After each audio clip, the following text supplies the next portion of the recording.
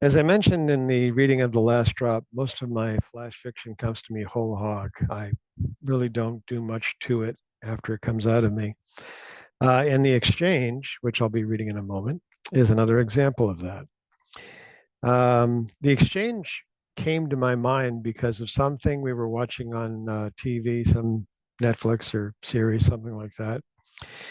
And that people were just behaving stupidly. They were in a tense, dangerous situation. They were in, action situation, and they were not behaving like people. They were behaving like characters in a story, which, yes, they were. But if you can't write it so that it's real, why bother to write it at all? So The Exchange. Dolan stood beside her Chevy Suburban's open driver door and watched her fashionably dressed woman approach.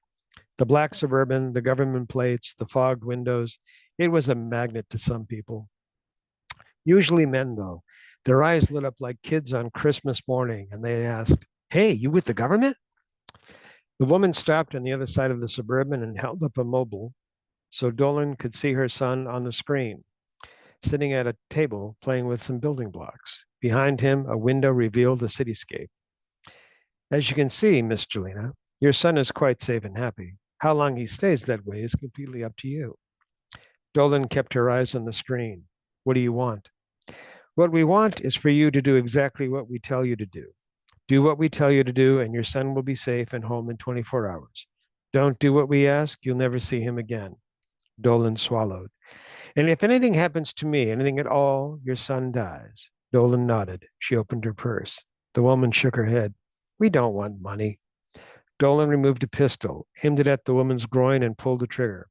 The woman's mobile clattered on the pavement. She joined it a moment later. Dolan held her weapon down by her right side, her purse held open in her left, and walked over to the fallen woman. White spittle slewed from the woman's mouth. Her eyes widened at Dolan's approach. You? Dolan checked the woman for weapons and biosignalers. None. She lifted the woman's mobile. Her son continued his merry play. Dolan took a small device, no bigger than the woman's mobile, from her purse and connected a micro USB from the device to the woman's phone. She tapped in some numbers. A man's face appeared. Dolan nodded. "Whiskey Yellow Tango." The man returned the nod. "Bourbon Red Foxtrot." Dolan disconnected the device and put it and the woman's mobile in her purse. The woman's face paled. Words came from her in little gasps. "Need help." "Yes, you do. My gunshot got some arteries, I'm sure. You'll likely bleed out before help can arrive." "Why?" "Why am I going to break your hands?" Dolan moved the woman's arm so her hand was palmed down on the pavement. "Because you're stupid."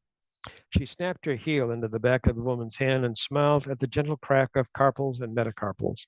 The woman whimpered. "Because you and whoever you work with or for thinks what happens on TV is what happens in the real world."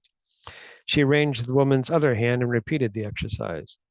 Two nondescript cars and a utility truck with a back cab pulled up. The man who answered Dolan's device stepped out as other men placed the woman on a stretcher and put it in the back cab. Dolan watched them work, and the man kept his eyes on Dolan. "We got a lock, and a wet assault team inventoried the location. 4 dead, none of ours, no collateral, no losses, and your son enjoyed the game." The man chuckled.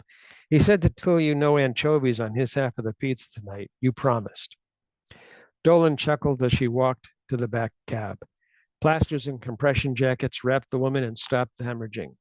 One of the men put a sandball drip in the woman's arm. The man pulled back, noticed Dolan, and smiled. Dolan returned the smile and pointed to the woman. "Full torture, no leniency." The woman shook her head as they applied a ventilator mask. "Torture doesn't work. You know that." Dolan laughed. "Torture for the sake of extracting information? Of course it doesn't. But torture for the sake of causing pain so we can video you and put it on some black YouTube and make sure everybody sees it? Medically prolong your life while we experiment to determine how much pain you can endure before going insane? But this is the United States. You can't do that." Dolan talked over the woman's rasping words. "Oh, ho, wait a minute.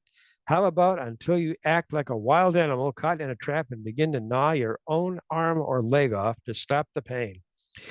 And then we'll broadcast it so all your friends will know it doesn't matter what they do, we'll find them and they'll enjoy the same. Oh, that we can do. We can do that, yes. You don't have to be alive to watch it, of course, but that's irrelevant. You'll be serving our purpose.